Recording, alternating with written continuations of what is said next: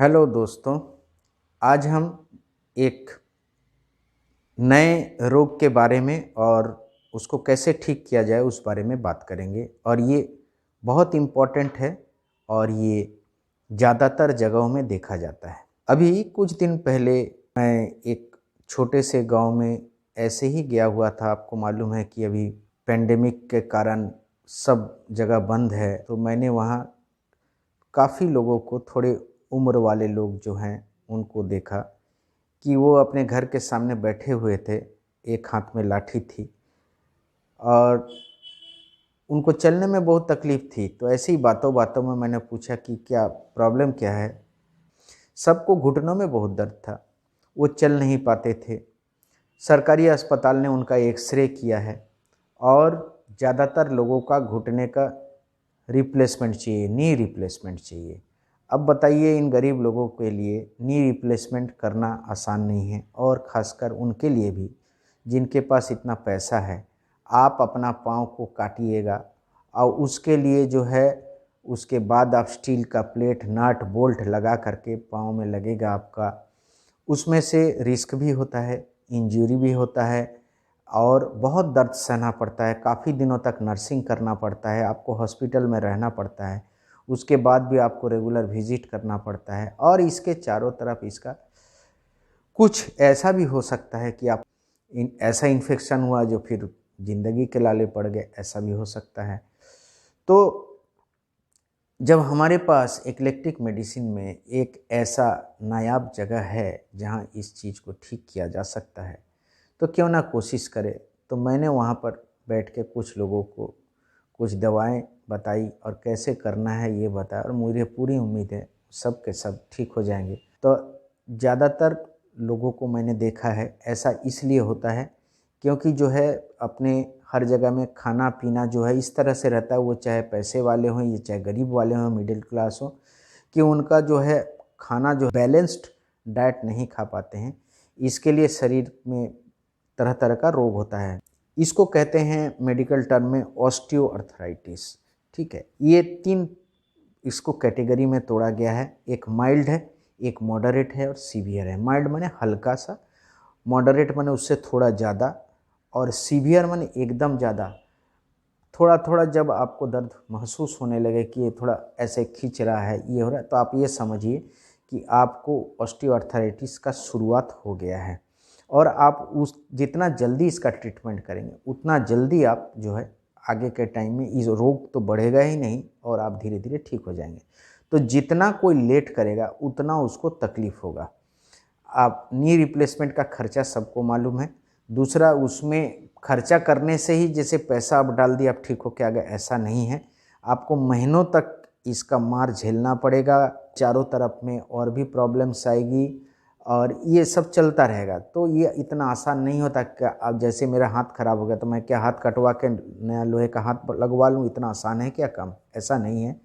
तो पैसा भी रहे फिर भी लेकिन आदमी को बहुत कष्ट झेलना पड़ता है। मेडिकली इसको ठीक करने का कोशिश कर सकते हैं। वैसे इक्लेक्टिक में हम जिसके बारे में बात करते हैं, हम सिर्फ इक्लेक्टिक मेडिसिन की बात करते हैं। हम होम्योपैथी, यूनानी, आयुर्वेद, एलोपैथी किसी भी तरह का इस तरह का बात नहीं करते हैं। और इक्लेक्टिक मेडिसिन एक अमेरिकन मेडिसिन है और बहुत पुराना है, तो हम उसी के बारे में बात करते हैं। उसी के तरह का हम दवा देते हैं, उसी की तरह से जो है हम रोग को समझते हैं।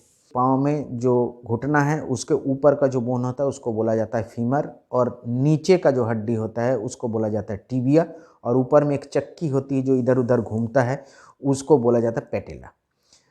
और इस जो ये दोनों हड्डियां हैं, ये दोनों हड्डियां ऐसे एक दूसरे के सपोर्ट पर खड़ी रहती है, और इसके भीतर में एक साइनोवियल मेम्ब्रेन होता है जिसमें उसको साइनोवियल मेम्ब्रेन बोला जाता है। और उसमें क्या होता है, एक पानी जैसे एक फ्लूइड होता है, वो फ्लूइड जो है ये दोनों को घिसने से बचाता है। ये उसी तरह है जैसे आप मोटरसाइकिल या गाड़ी में मोबिल या कोई लुब्रिकेंट डालते हैं जो दोनों को आपस में घिसने से बचाता है। तो ये क्या करते हैं आप कि हर साल में या कुछ किलोमीटर के बाद जो है आप ये फ्लूइड फेंक देते हैं और काला हो जाता है, तो फिर नया आप मोबिल उसमें डालते हैं।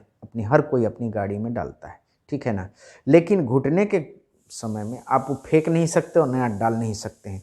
तो इसलिए वो जो है खुद ब खुद शरीर में वो जो है ठीक होता है। वो अगर ख़राब हो गया है तो वो निकल जाता है। किसी भी कारण से अगर ये सिस्टम, उसका लुब्रिकेटिंग सिस्टम अगर ख़राब हो जाता है तो एक हड्डी दूसरे हड्डी पर टकराने लगती है।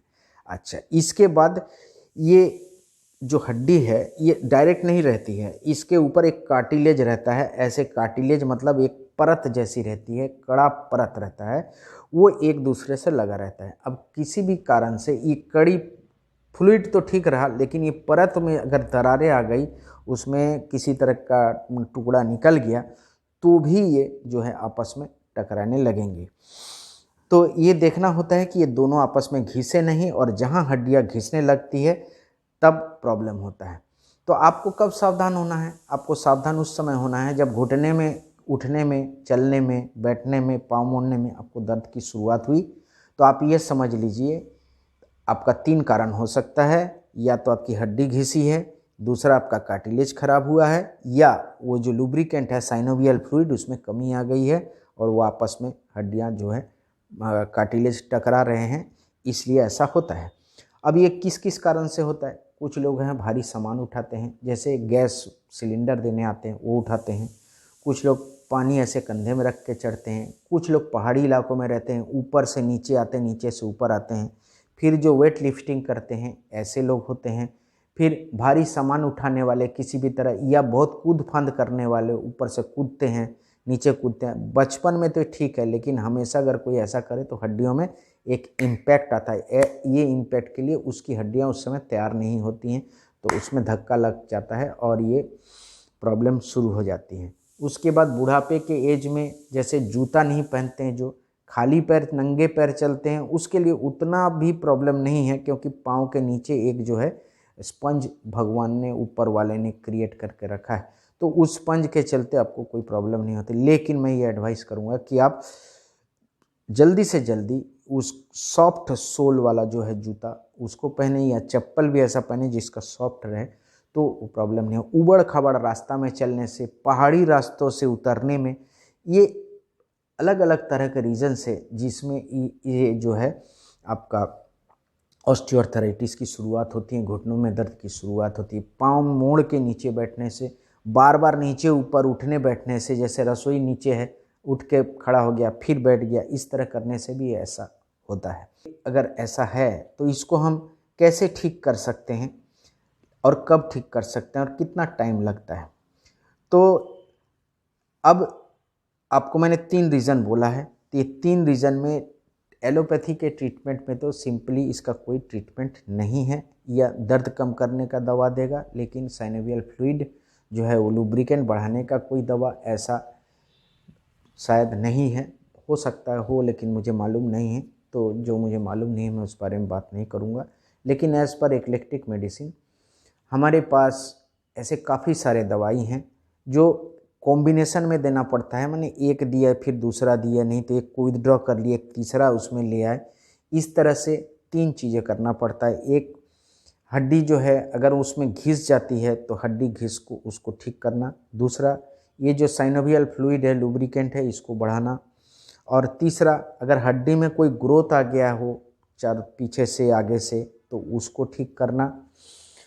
और अगर कार्टिलेज में क्रैक आ गया हो तो कार्टिलेज को फिर से उसको रेस्टोर करना, नया से उसको तैयार कर देना। ये मिला के, जैसे कभी साइलेसिया का यूज़ हो सकता है, रूटाजी का यूज़ हो सकता है, फेरमफॉस का यूज़ हो सकता है, कैलीमूर का यूज़ हो सकता है।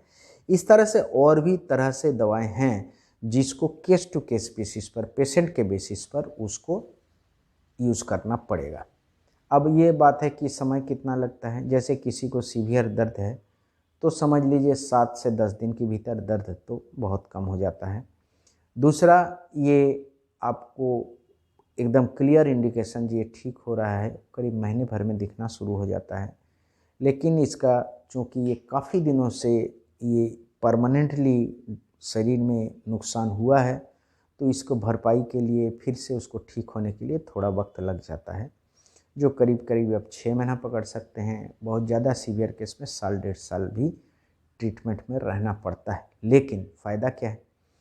फ़ायदा ये है कि आप जो कष्ट झेल रहे हैं, हर दिन की तकलीफ़ें हैं, वो आपकी चली जाती हैं। आप सोफ़ा से उठने में भी डरते हैं, बिस्तर से उतरने में भी डरते हैं, जो आपका डर चला जाएगा।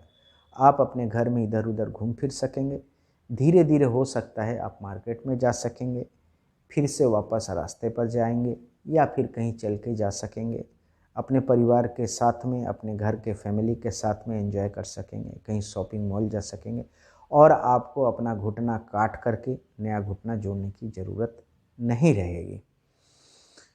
ये इस तरह का रोग बहुत है। तो और आपको मैं एक अनाउंसमेंट भी बता दूं, हम एक कंसल्टेंसी शुरू कर रहे हैं। उसके लिए या तो इस महीने नहीं तो अगले महीने फर्स्ट वीक तक हमारा एक नंबर आपको दिया जाएगा, जिस नंबर पर आप व्हाट्सअप कर सकते हैं। चाहे तो फ़ोन भी व्हाट्सअप करें तो अच्छा है, फ़ोन भी कर सकते हैं। आपको हमारा मोड हम कैसे ऑपरेट करेंगे वो बता दिया जाएगा। वीडियो कॉन्फ्रेंसिंग के ज़रिए पेशेंट को देख लिया जाएगा और हम अपना कंसल्टेंसी आपको देना चाहेंगे।